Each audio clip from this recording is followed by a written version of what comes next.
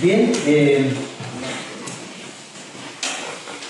la semana pasada estuvimos viendo el comienzo de este estudio y la verdad es que solamente nos quedamos en la introducción y simplemente también hicimos un panorama de la mitad del libro de Éxodo hasta el capítulo 18. Bien, cada uno de ustedes ya tiene ese panorama, puede ir revisando los acontecimientos hasta el capítulo 18 y también hicimos el martes pasado una pequeña introducción a todo el libro de Éxodo. Ahora vamos a tratar de entrar de lleno ya al capítulo 1. También vamos a hacer una pequeña introducción a este capítulo para recordar aquellas cosas que quedaron pendientes, aquellas cosas que me pareció que quedaron como en el aire en la clase pasada. Como era mi primera clase, ustedes notaron que estaba muy nervioso. Hoy día ya, gracias a Dios, estoy un poco menos, pero lo sigo estando. Así que con la ayuda del Señor vamos a tratar ahora de introducirnos en el capítulo 1 de Éxodo, ¿ya? Y vamos, como dije, también vamos a hacer una pequeña introducción. ¿Sabe, hermano? Al introducirnos en el libro de Éxodo, lo que vamos a aprender es historia bíblica. Lo que vamos a aprender también es parte de la historia universal. Vamos a aprender tres cosas: historia bíblica, historia universal, pero lo más importante que vamos a aprender a conocer a Dios. Vamos a aprender el carácter de Dios. Es lo más importante para nosotros, aprender a conocer a Dios. Vamos a ver de su fidelidad, vamos a ver de su misericordia, vamos a ver de su santidad, vamos a conocer también de su justicia.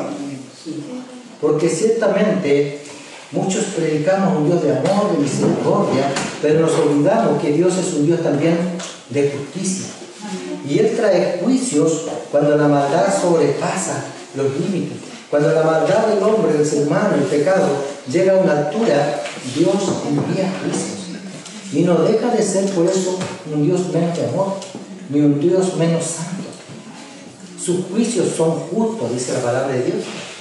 Y eso vamos a aprender. Eso es lo que yo quiero, hermano, que usted en esta tarde pueda entender el carácter de Dios. A través de lo que vamos a ir estudiando, a través de los capítulos, vamos a ir conociendo más de Dios. Y sabe una cosa importante: cuando nosotros empezamos a conocer a Dios, es algo tan grande, porque nosotros empezamos a darnos cuenta quiénes somos nosotros delante de Dios. Mientras más usted conoce a Dios, más empieza a saber quiénes somos nosotros delante de Dios. No somos nada.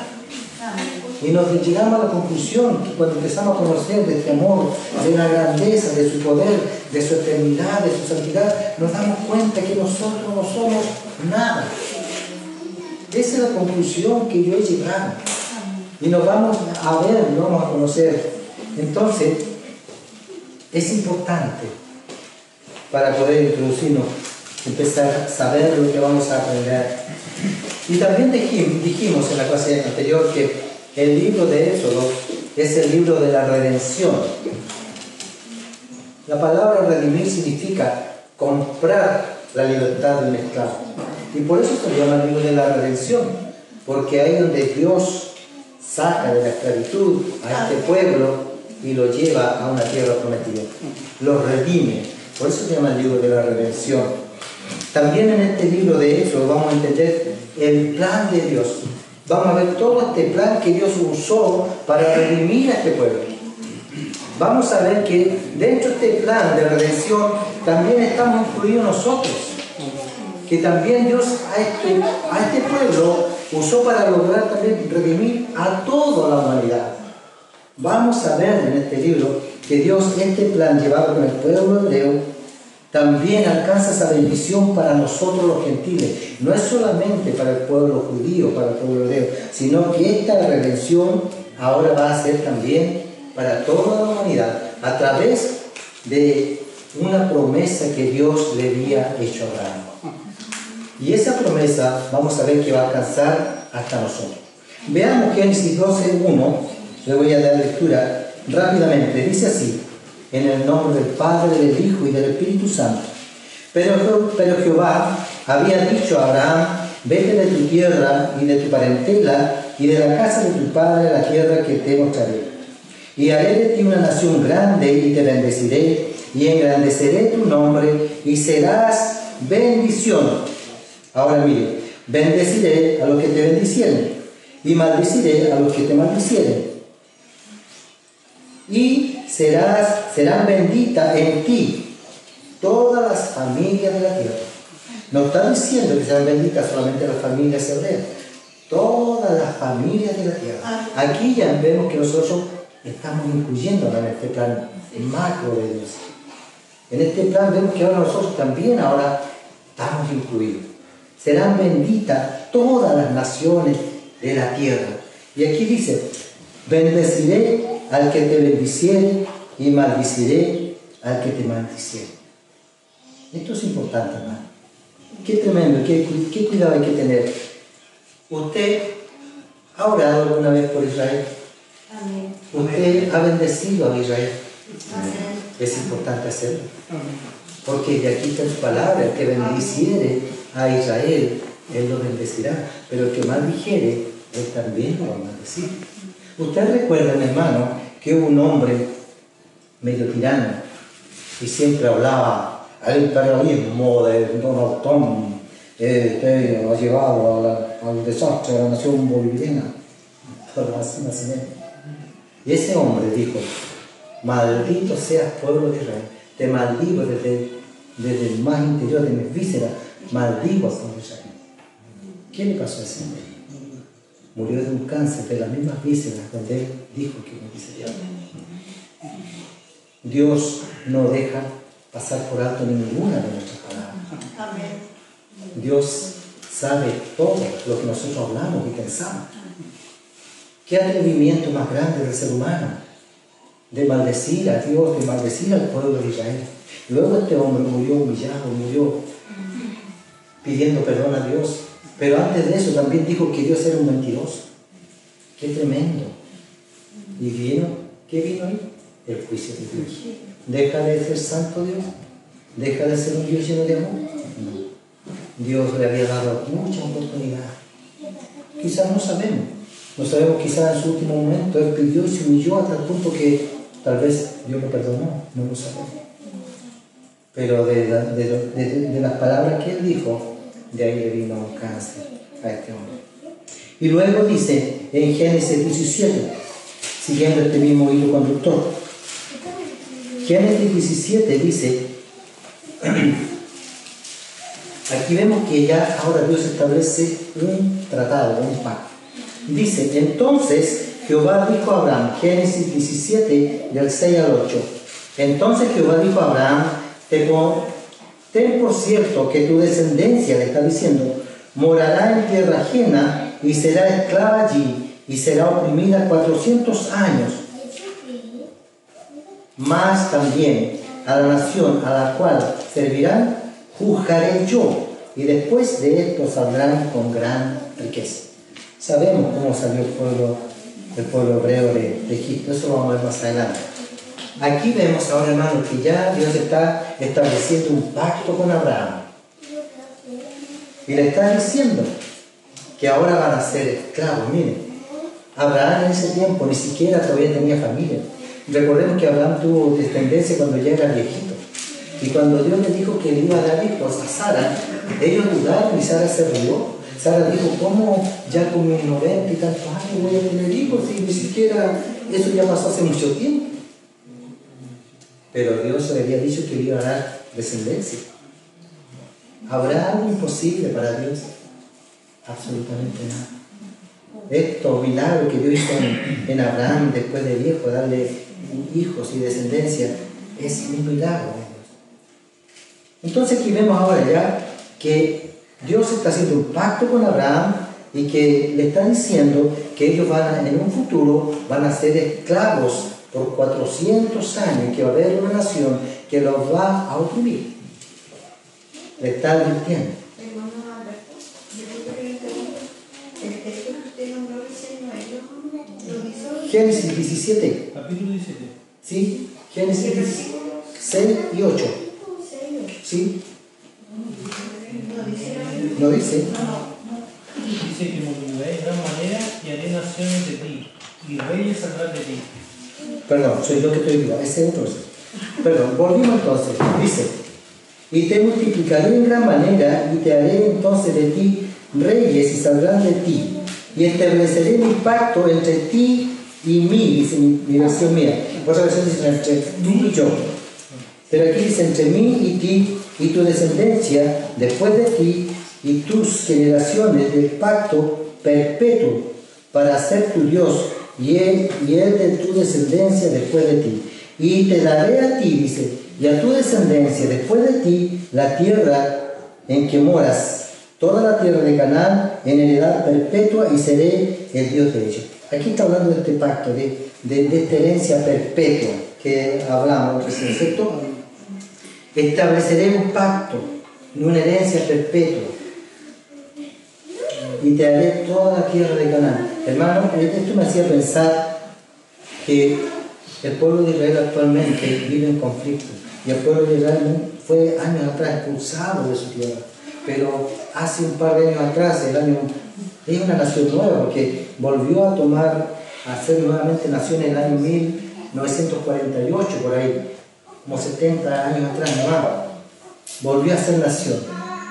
Y yo me decía, esto pasa porque está en la Biblia, porque Dios hizo un pacto perpetuo con Israel. Entonces, claro, por más guerra que le hagan a Israel, nunca lo van a poder sacar de esta tierra porque Dios ya se la dio y se la dio como un pacto perpetuo. Y me traía a la memoria cuando Jesús vuelva, va a volver ¿a dónde? A Israel. Entonces, por eso que Israel realmente vuelve a su tierra y ahí se establece ahora, porque hay un pacto entre Dios y Israel. Hay un pacto que Dios hizo con Israel, con Abraham, con el pueblo de Abraham. ¿Ya? Y luego decía que esta bendición que Dios hizo, este pacto, esta promesa, que este plan que alcanza para nosotros, lo encontramos en el Nuevo Testamento, en Gálatas 3, capítulo 3.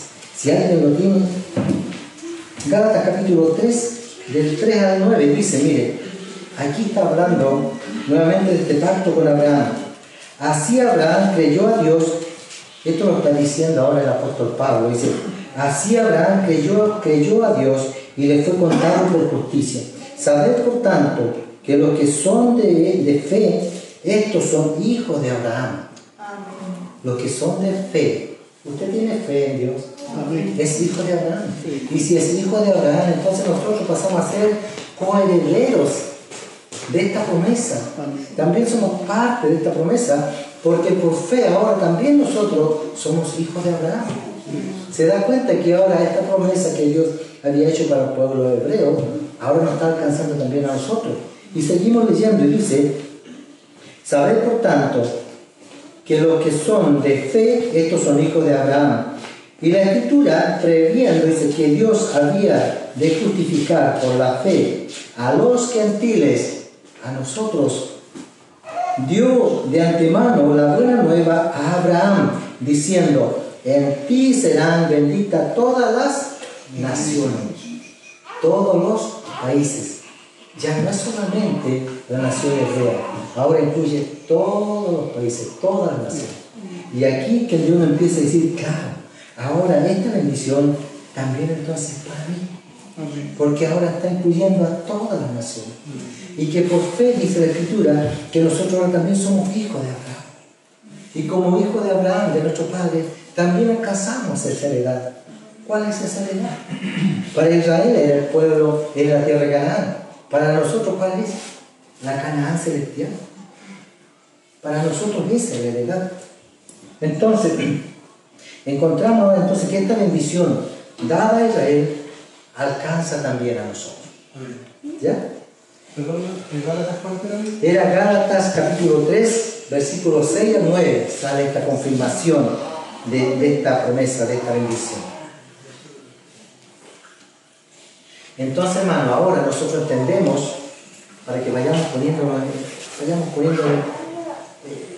vayamos entrando plenamente al capítulo, vamos viendo cómo que esto quede claro. Nosotros no entendemos, hermano, que Dios había elegido a esta nación y la había separado con este propósito. Dios eligió a Israel y la separó para sí, dice la Escritura, ¿ya? Con un propósito o varios propósitos. Pero uno de ellos es que Dios, cuando eligió a Israel, ¿sabe por qué lo eligió y por qué lo separó? ¿Qué es lo que Dios quería de este pueblo?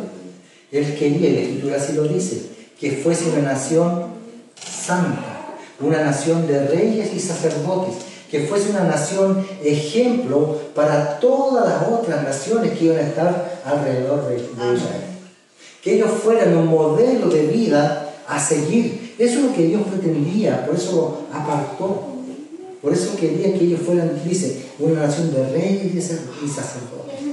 Que todos los demás vieran en esta nación cómo se debe vivir.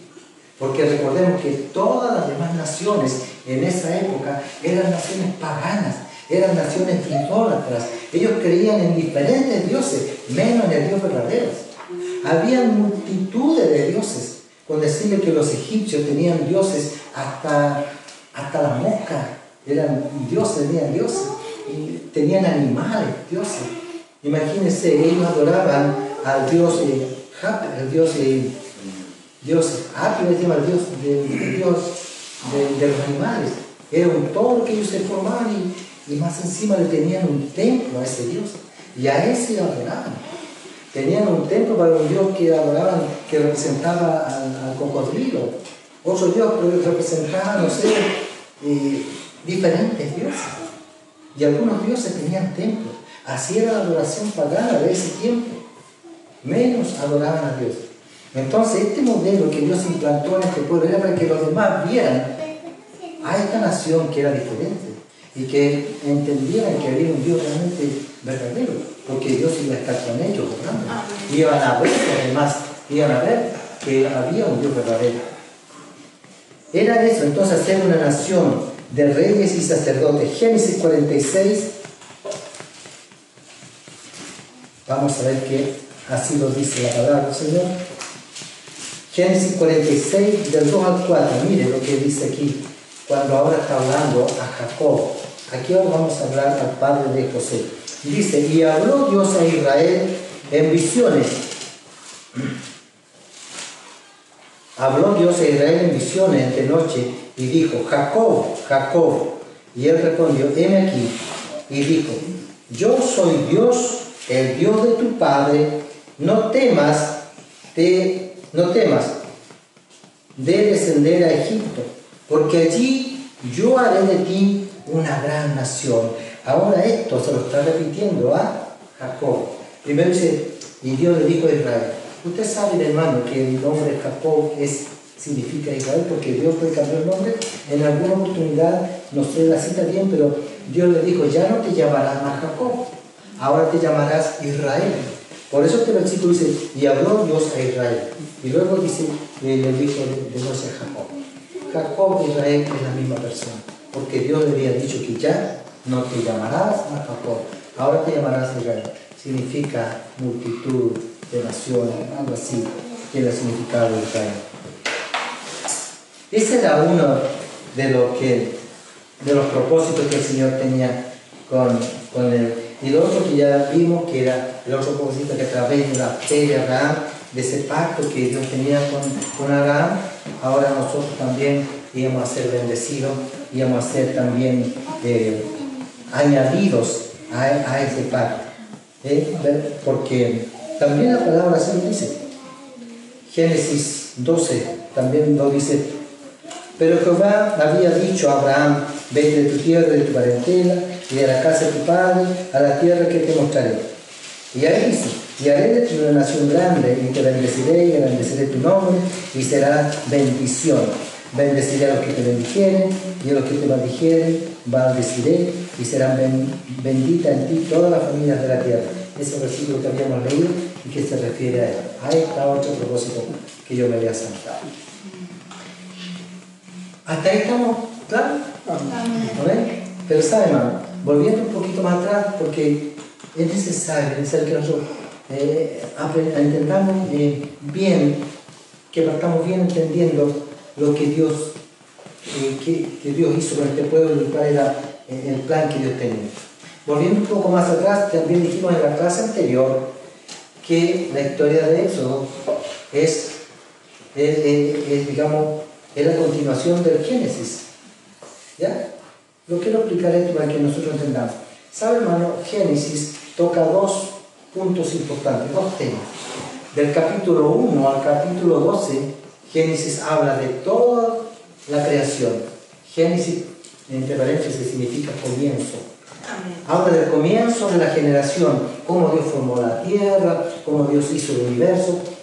Del capítulo 1 al 12 habla todo el comienzo de la generación. Pero a partir del capítulo 12 hacia adelante habla el comienzo de una nación. Del capítulo 12 empezamos a encontrar esta historia del Éxodo. Porque comienza ahí a hablar de la historia, comienza a hablar del comienzo de una nación a la cual ya estamos introducidos. ¿Cómo me explico esto? ¿Cómo llegamos a Abraham? Hermano, todos sabemos que después, también lo relata el Génesis, después de la caída de Adán y Eva, ¿cierto? Cuando Dios expulsó a Adán y Eva, los envió a la tierra, Dios da a entender que quiso nuevamente, Dios le dolió esta actitud de rebeldía, le dolió mucho, y los envió a la tierra, pero no los abandonó. Y Dios quiso, en el plan de Dios, quiso restaurar esa comunión que había con el ser humano. Y sabemos que la historia dice que Adán y Eva tuvieron hijos. Caín y Abel. Bueno, en realidad tuvieron 3 hijos, hubo otro más después. Pero habla de Caín y Abel. Y estos hijos tuvieron descendencia. Sabemos que Caín mató a su hermano Abel, ciertas historias lo sabemos. Pero Caín y Abel tuvieron descendencia. De Caín vino Enoc, vino Matusalén, vino otro patriarca que no recuerdo, tuvo descendencia. Pero de Abel también vino otra descendencia. Y desde Abel, de esa línea de Abel, es la que viene Abraham. Porque de Abel vino Set, después vino Noé, después vino Sem, y después vino Taré. Después de Taré vino Abraham, después vino Isaac, y después Jacob. Taré es el padre de Abraham. Y Jacob es el padre de José. Y además Jacob es el nieto de Abraham. Entonces entendemos que ahora Abraham viene de la línea de Abel. De ahí, de esa descendencia, viene Abraham. Y pasaron estas generaciones, pasó, como dije, pasó Set, Noé, Sem, Taré. Llega Abraham y Dios hace un pacto con Abraham de esta genealogía. De ahí viene la historia entonces ahora de Abraham. ¿Se entiende?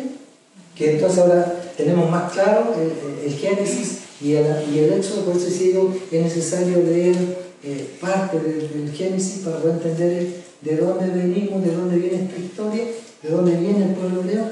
Bien, ahora entendemos que Abraham viene de Abel, del hijo de Adán y Eva. Teniendo claro esto, hermano, ahora nos introducimos al capítulo 1 de Éxodo.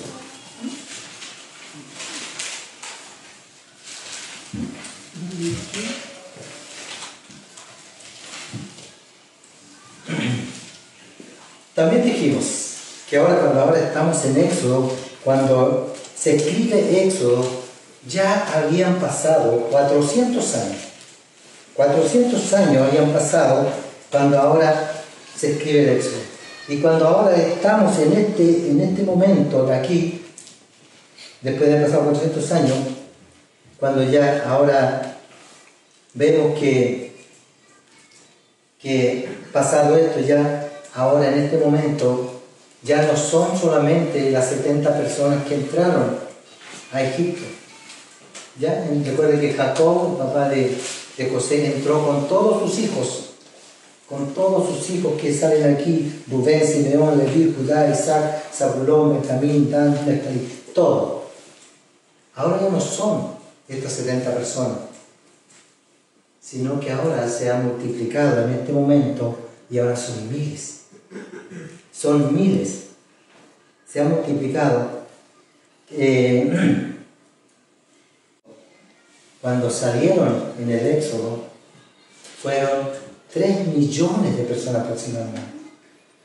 ¿Cómo se habían multiplicado? Eso es lo que más o menos se calcula. Pero algunos dicen que esa cifra es mucho mayor, porque consideremos que en Israel se multiplicaban tremendamente. O sea que cada familia tenía muchos hijos. Imagínense, Jacob entró con 12 hijos. Y en Egipto se multiplicaron de tal manera que ahora ya son millones los que van a salir. Si usted saca cuenta, la Biblia dice en alguna parte, lo leí, que lo censa en 600 y tantos mil hombres. Pero debemos saber que en ese tiempo solamente se censaban los hombres mayores de edad. No se tomaban en cuenta los niños, no se tomaban en cuenta las mujeres. Así que se supone que esa cifra de 3 millones, si usted multiplica eso que sale en la Biblia por 8, por 6, da mucho más que 3 millones. Entonces se supone que salió una tremenda cantidad de gente. Imagínense esa gente en el desierto, al cuidado de Dios, guiado por Moisés. Es un dato más o menos porque debemos también saberlo, hermano. Porque dijimos que íbamos a aprender un poco de historia y también lo que Dios nos quiere enseñar, lo espiritual. Pero es necesario también tener estos datos históricos que están en la historia universal de Egipto. ¿Ya? Por eso los traigo a la memoria. Entonces ahora vemos que salen de estas 70 personas, ya no son este pueblo pequeño, no es solamente estas familias, ahora son miles, son millones de personas que ahora están en Israel.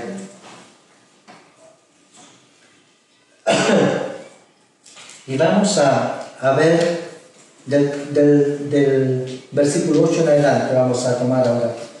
Ya dijimos lo que ocurrió un poco antes en el capítulo 1.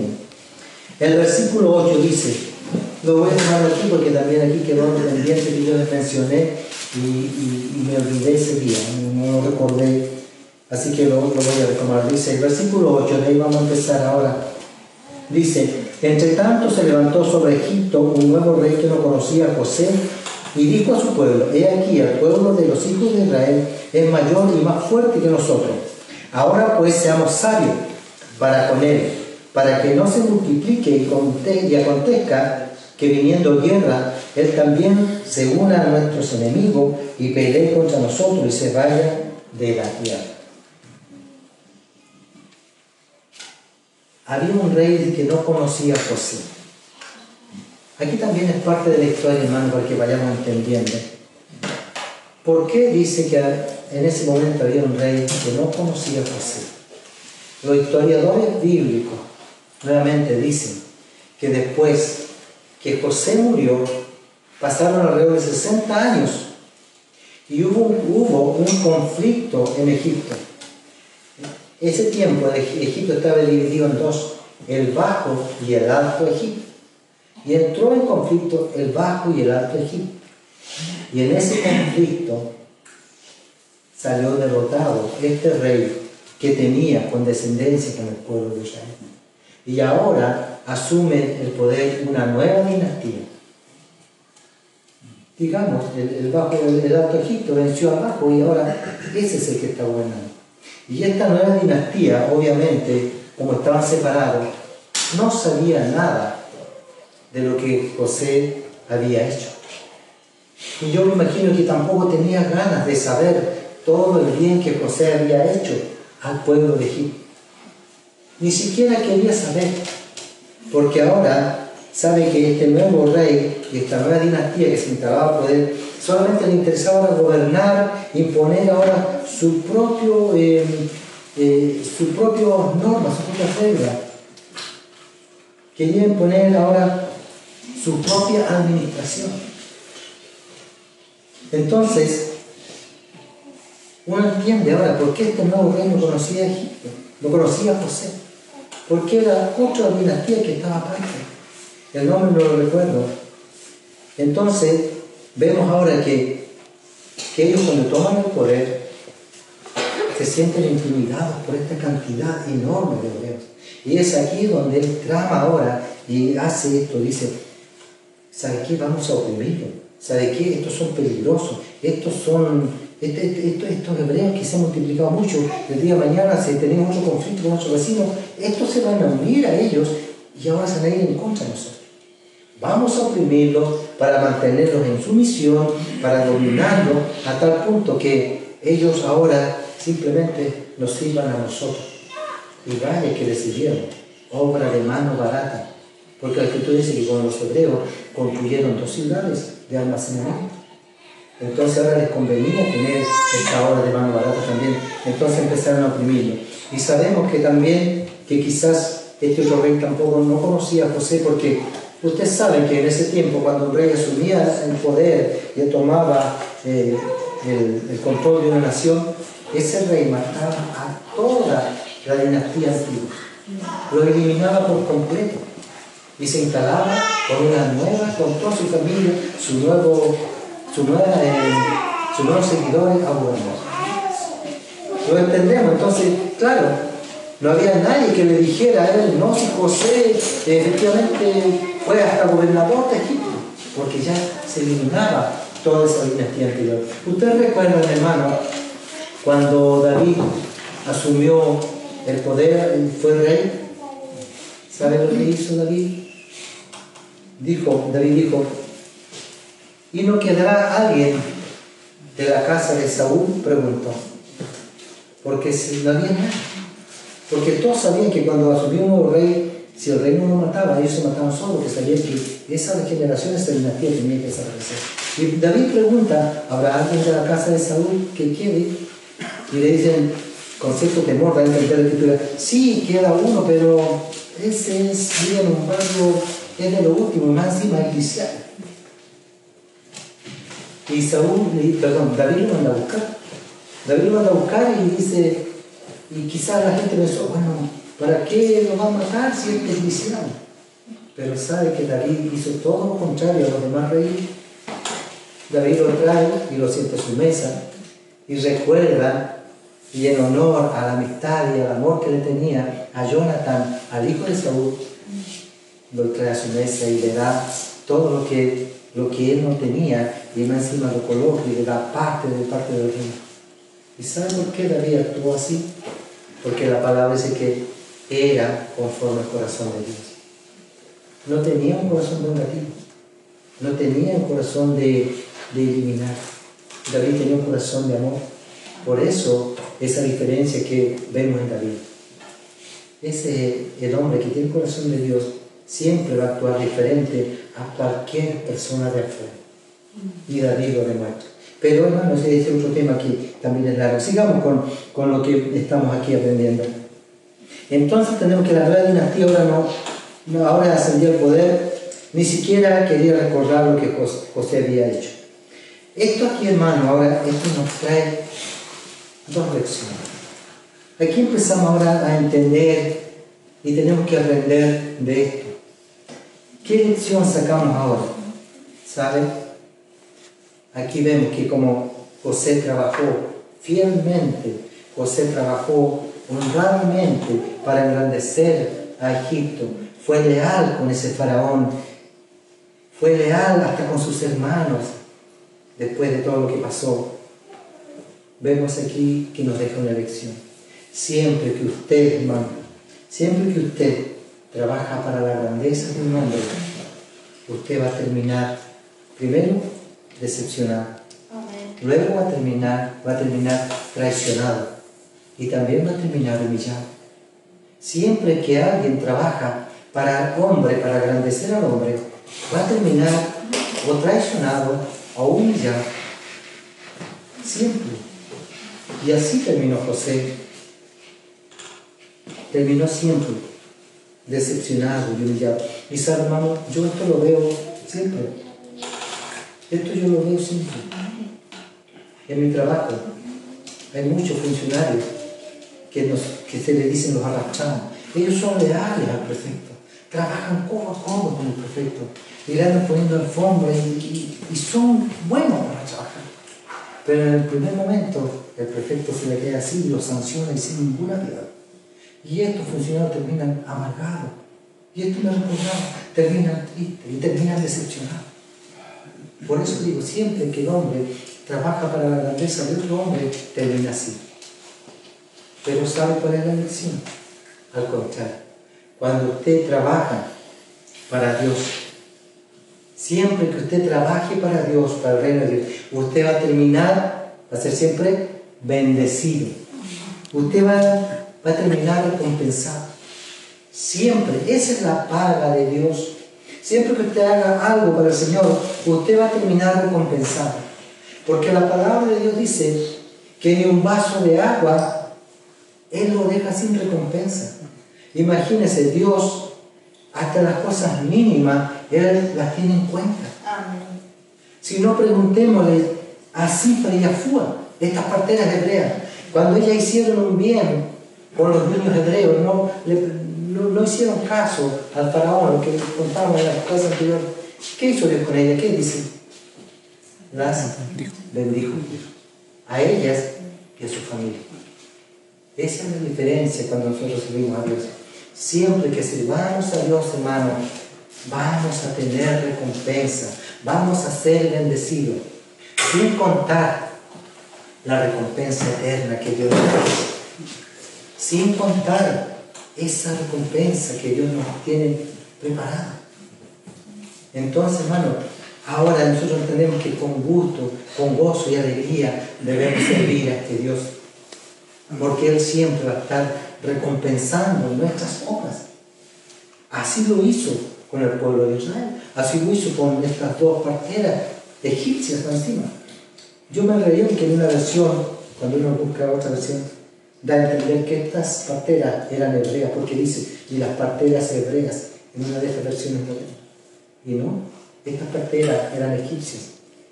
Y más encima, sin ser hebreas, ella dice que ellas temieron a Dios, al Dios de los hebreos. Y Dios tomó en cuenta eso. Entonces, hermano, ¿qué lección nos deja esto? Que siempre nosotros que trabajemos para el Señor, para la obra de Dios, vamos a ser bendecidos, vamos a ser recompensados, porque Dios no es deudor de nada. Dios es el mejor pagador. Amén. Amén. Veamos otro versículo, 11 y 14, dice: entonces pusieron sobre ellos comisarios de tributos que los molestasen con sus cargas, y edificaron para Faraón las ciudades de almacenaje, Pitón y Ramsés. Pero cuando más los oprimían, tanto más se multiplicaban y crecían, y de manera que los egipcios temían a los hijos de Israel. Y los hijos de Israel hicieron servir a los egipcios hicieron servir a los hijos de Israel con dureza, y amargaron su vida con dureza, con dura servidumbre, en hacer barro y ladrillo, y en toda labor del campo, y en todo su servicio, al cual los obligaban con rigor. Detengámonos aquí, hermano. Ahora aquí vemos que este pueblo ahora empieza a sufrir, empieza a estar oprimido, empieza a ser castigado, empieza a ser hostigado por estos capataces que ponen los egipcios. Aquí surge una pregunta que yo les quiero hacer. Piénsela, pero no me la responda. Este sufrimiento que estaba pasando al pueblo de Israel, la pregunta ¿es porque Dios se había olvidado de ellos? ¿O es porque Dios en ese momento lo había dejado a su suerte? Piénselo. Este sufrimiento que el pueblo de Israel está pasando, ¿es porque acaso Dios había olvidado a este pueblo? ¿O porque ya dijo Dios, ¿sabe qué? Lo voy a dejar a su suerte? ¿Sabe, hermano, la respuesta? La respuesta es en absolutamente no. No. ¿Sabe por qué? Porque todo lo que Dios hace, todo lo que Dios permite, está en absoluto control de Él. Tenga presente eso. Todo lo que Dios hace, todo lo que Dios permite que pase cada uno de nosotros, está en absoluto control de Él. A Dios nada se le escapa. Dios esto no era porque se había olvidado a este pueblo. Es porque Dios ya lo había previsto. Veamos Génesis 15. Génesis 15. Génesis 15, 13 y 14. Mira lo que dice. Dice, entonces Jehová dijo a Abraham, mire lo que le va a decir, ten por cierto que tu descendencia morará en tierra ajena y será esclava allí y será oprimida 400 años. Amén. Ya lo está diciendo. Mas también a la nación a la cual servirán, juzgaré yo. Y después de esto saldrán con gran riqueza. O sea, todo este sufrimiento, hermano, Dios ya lo tenía provisto. Dios ya lo había dicho a Abraham lo que iba a pasar a este pueblo en Egipto. Entonces ahora entendemos lo que está pasando el pueblo de Israel. No era cosa de casualidad. Era porque Dios ya lo había previsto y Dios ya sabía, Dios había dicho que esto iba a pasar, que iban a ser oprimidos, que iban a ser fastidiados, que iban a ser castigados, que iban a sufrir. Pero también les dijo, a esta nación Él la iba a juzgar. Y que también les dijo que ahora, después que pasen todo esto, iban a salir con riquezas. O sea que Dios, todo esto que te está pasando, este sufrimiento, hay un propósito, hermano. El sufrimiento del cristiano tiene un propósito. Y aquí podemos entender, hermano, que muchos de los sufrimientos que nos toca a nosotros de repente en este caminar cristiano, muchos de los sufrimientos es simplemente un proceso que Dios está haciendo, o un proceso que nosotros debemos pasar para que Dios cumpla su propósito en nosotros. El sufrimiento muchas veces, hermano, de cada uno de nosotros es un proceso de Dios. No es un castigo, no es porque Dios se haya olvidado, sino que simplemente es un proceso que Dios nos hace pasar para que Él pueda cumplir en nosotros su propósito. El propósito principal para nosotros, ¿usted sabe cuál es? El propósito principal de cada hijo de Dios es que nosotros seamos conformados conforme a la imagen de su Hijo Jesucristo. Eso es lo que Dios quiere formar primeramente en nosotros. Después hay otros procesos que son individuales. Ese es uno de los procesos que Dios quiere hacer en nosotros. Otro de los procesos que a través del sufrimiento, de estas dificultades que nos toca pasar, es muchas veces, hermano, porque Dios quiere moldear nuestro carácter. Dios quiere trabajar con nosotros de tal manera que no seamos impulsivos, que no seamos imprudentes, que no seamos enojones. Él quiere moldear nuestro carácter y por eso usa estos procesos. Y los procesos de Dios son dolorosos, porque nosotros no entendemos a Dios, y si cuando lo entendemos no queremos obedecer a la primera. Y Dios, en su gran amor, para llevar a cabo su propósito en nosotros, nos hace pasar por estos sufrimientos. Entonces, si usted, hermano, no ha pasado este proceso, téngalo por seguro que en algún momento de su vida lo va a pasar. Amén. Pero cuando esté pasando ese sufrimiento, déle gloria a Dios. ¿Sabe por qué? Porque Dios está trabajando en usted. Porque Dios quiere hacerlo una mejor persona, quiere hacer un mejor hijo suyo. Quiere moldear su carácter, quiere hacer que este hijo ahora sea una persona que sea ejemplo para los demás, como Él quería que tu pueblo Israel fuese ejemplo para las naciones. También quiere que nosotros seamos ejemplo para nuestros vecinos, que ellos vean en nosotros a Dios. Entonces, por eso el primer propósito es que seamos conformados al carácter de su Hijo Jesucristo. Es para eso. Esos son los propósitos de Dios. Otro de los propósitos que Dios tiene también vale la pena mencionar, hermano, para que entendamos. Muchas veces hace cosas dolorosas en nosotros porque Dios quiere que nosotros crezcamos, maduremos y demos fruto. ¿Sabe? Y eso lleva un tiempo. Ese proceso de Dios no es automático. Con algunos demora más, con otros menos. Nosotros, dice la Escritura, queremos dar fruto.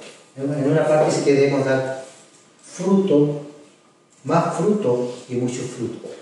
Pero el fruto, hermano, no es de un día para otro. Usted no se levanta y mira un manzano y de un día para otro ve una fruta madura. Hay un proceso. Ese manzano primero florece, luego da un frutito chiquitito que tiene que formar, luego ese fruto crece y luego recién madura. También Dios con nosotros trabaja en un proceso.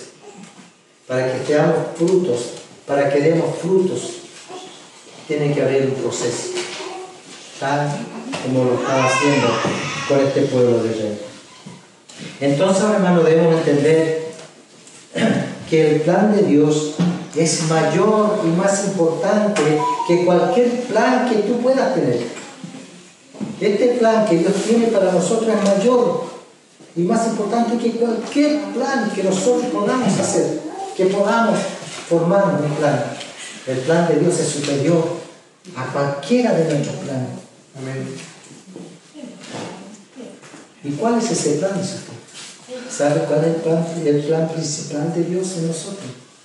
Es que nosotros seamos salvos. Amén. Dios quiere salvar a la humanidad. Dios, así como quiso salvar al pueblo de Israel, nos quiere salvar a nosotros.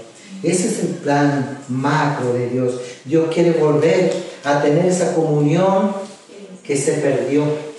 Ahora quiere volver a restaurar esa comunión. ¿Y cuándo va a ser restaurar esa comunión? En la Canaán celestial. Ahí termina ese plan macro de Dios. Cuando estemos allí con el Señor en los cielos, ahí se culmina, porque ahí vuelve esta comunión que se había perdido. Esa comunión que Dios tenía con el hombre en el paraíso, Dios quiere restaurarla y quiere volver a tenerla. Y por eso idea todo este plan. Y por eso es el sufrimiento, y por eso muchas veces cuando estamos sufriendo no entendemos lo que nos está pasando, pero usted tenga claro, Dios está trabajando. Aunque usted no lo entienda, Dios está trabajando con nosotros. Dios es un Dios lleno de amor.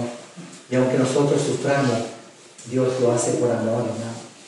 Aunque nosotros no lo entendamos, Dios está trabajando con amor. Y ahí donde salta, cuando uno piensa en este amor de Dios, donde salta este versículo principal de la Biblia.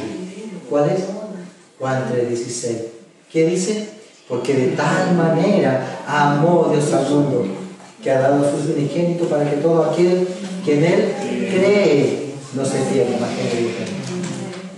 Ahí vemos, para todos, todo aquel que en Él cree no se pierda. Ese es el plan de Dios. Dios no quiere que nos perdamos. Dios quiere que todos lleguemos a la realidad, que todos nos salvemos. Y acá es muy importante que salgamos un poquitito.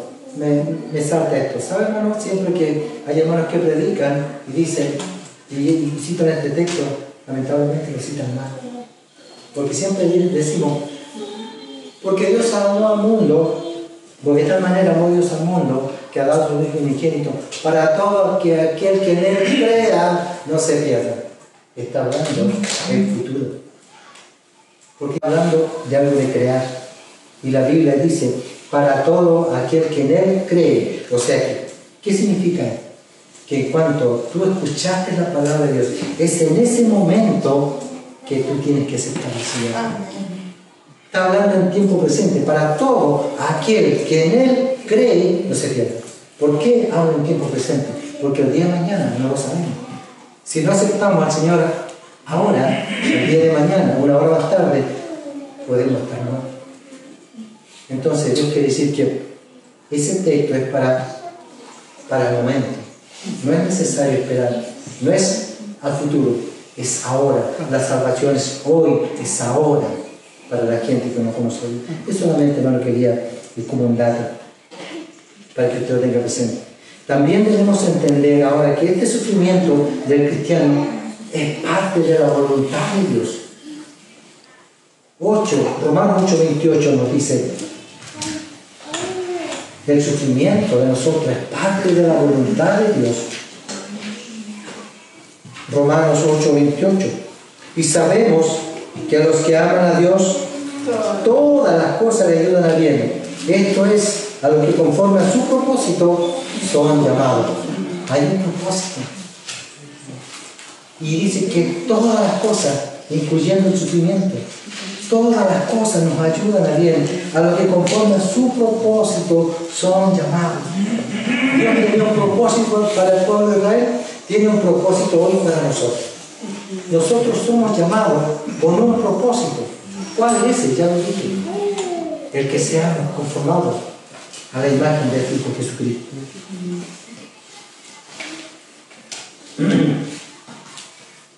Ahora, hermano, también podemos ver una enseñanza aquí de esta aflicción, de lo que el pueblo de Israel está pasando.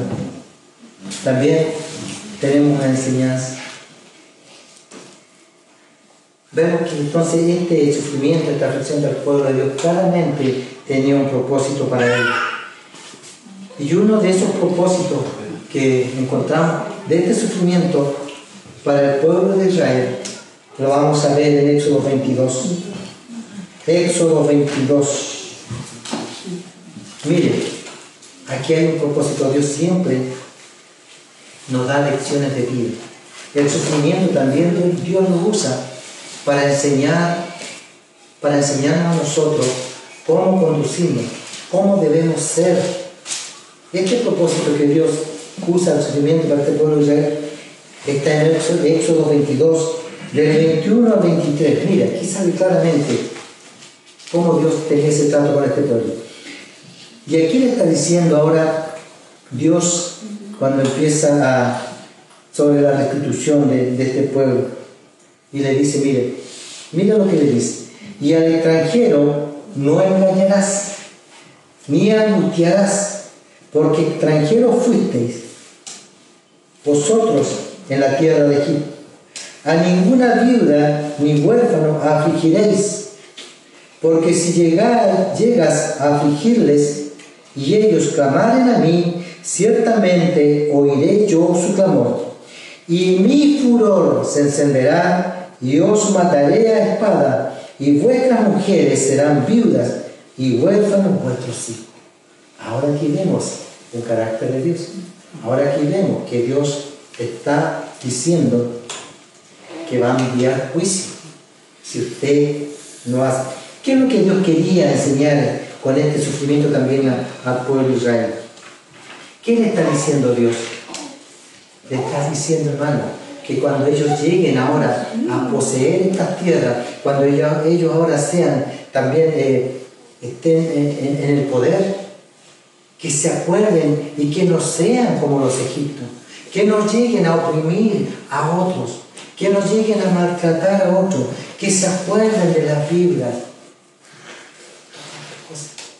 O sea que este sufrimiento está diciendo, acuérdense de lo que ustedes sufrieron en Egipto, no sean igual a ellos. Eso es lo que le está diciendo. ¿Ya? Dice, y al extranjero no engañarás ni angustiarás, porque extranjeros fuisteis vosotros en tierra de Egipto. Le está recordando lo que ellos pasaron. Y le está diciendo ahora ustedes no hagan lo mismo, no se comporten como los egipcios, sino que ahora ustedes hagan el bien a su prójimo, sean generosos, no sean como los egipcios. Eso es lo que Dios le está diciendo. Esa es la enseñanza que Dios está diciendo a este pueblo. Ahora, hermano, podríamos hablar más, pero vamos a finalizar por el tiempo. Hay algo que de todo esto que hemos visto nosotros debemos entender. Nosotros debemos entender, hermano, que primeramente que todo sufrimiento tiene un propósito del Señor. Que todo lo que Dios hizo con el pueblo de Israel, Dios siempre estuvo pendiente y nada se le escapó. Ese sufrimiento Dios lo tenía en cuenta. Ese sufrimiento era con un propósito. Dios lo había anunciado con anticipación lo que iba a pasar. Eso nos demuestra que todo está en absoluto control de Dios. Por lo tanto, Dios es digno de nuestra confianza. Es digno de confiar, porque tu palabra es fiel y verdadera. La promesa que hemos visto, Dios la cumplió. Entonces, usted ahora tiene que entender, hermano, Debemos entender que Dios es soberano. Dios es soberano y que nada se le escapa y que todo Él lo sabe. Dios es omnisciente, omnipresente, omnipotente. A Él nada se le escapa. Veíamos que un vaso de agua Dios lo toma en cuenta. Si usted lo da con amor y cariño, un vaso de agua Dios lo recompensa. Eso nos indica, y la palabra dice que ni una hoja de un árbol cae si no es por su poder, por su voluntad. Tenemos que entender entonces, hermano, que Dios, efectivamente, al Dios que servimos, es un Dios que nos tiene en cuenta todas nuestras actitudes, Él las tiene en cuenta. Que es un Dios fiel, que es un Dios lleno de amor para nosotros, es un Dios lleno de misericordia, porque ¿cuántas veces le hemos fallado al Señor y Él con amor y misericordia nos recibe? Basta que nosotros vamos humillados y le pidamos perdón y Él nos perdona. ¿No es acaso su misericordia? ¿No es acaso amor? Efectivamente lo es. Entonces, eso es lo que nosotros ahora tenemos que entender. La soberanía de Dios. Debemos nosotros aprender a depender del Señor cada día. Aprender a depender de Dios. Usted sabe, hermano, que hoy en día todos nosotros estamos preocupados, que hay una tremenda preocupación a nivel mundial, a nivel nacional. Pero a la luz de lo que ahora hemos visto, hermano, sabiendo que Dios tiene todo el control, sabiendo que Dios es fiel, que Dios es un Dios lleno de amor y misericordia, ¿usted se va a seguir preocupando por lo que está pasando en el país? ¿Usted cree que Dios no nos tiene en cuenta? Cuando usted lee el Salmo 91 y ve eso, que nosotros moraremos bajo la sombra del Altísimo y que ninguna plaga tocará nuestra morada, ¿usted lo cree? Amén. Amén. Yo lo creo. ¿Por qué? Porque hay promesas que para los hijos de Dios Él nos va a librar. Así como libró a los hijos de los hebreos de la muerte, a los primogénitos, también va a librarnos a nosotros de enfermedades, de plagas, de maldades. El Señor nos va a librar. Lo que yo quiero, hermano, que usted entienda, que nosotros debemos poner en práctica estas cosas y que nuestra fe ahora debe aumentar, nuestra fe ahora debe crecer y que debemos confiar ciegamente, venga lo que venga, vengan dificultades, vengan sufrimientos, Dios está con nosotros. Dios está con usted, hermano.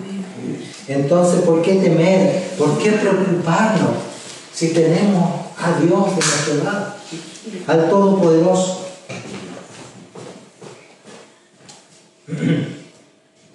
A la luz de esto, hermano, yo quiero que hoy día, no lo hemos hecho, podamos orar por esto que está pasando en el país. Y que si viene esta plaga, si viene esta pandemia, no toque nuestra morada. Que seamos librados, nuestros hijos que están expuestos, nuestros pequeñitos estén expuestos, seamos librados de esto. Y la palabra dice que Él nos librará, pero debemos creer y confiar. Y yo quiero que terminemos, hermano, orando por esto que está pasando, para que cada familia aquí representada sea librada, y las familias que no están y son parte de esta iglesia sean libradas de esta pandemia, tomando en cuenta lo que hemos aprendido, lo que hemos visto, lo que Dios ha hecho. También lo puede hacer con nosotros, también nos puede librar. Así que simplemente, hermano, terminemos ahora orando al Señor. Yo quiero que mi pastor nos pueda ministrar, nos juntemos aquí un ratito, nos unamos aquí, hermanos, juntémonos y podamos orar, y así terminamos este estudio, poniendo en práctica lo que hoy día hemos aprendido. Amén. Amén. Entonces, mi pastor.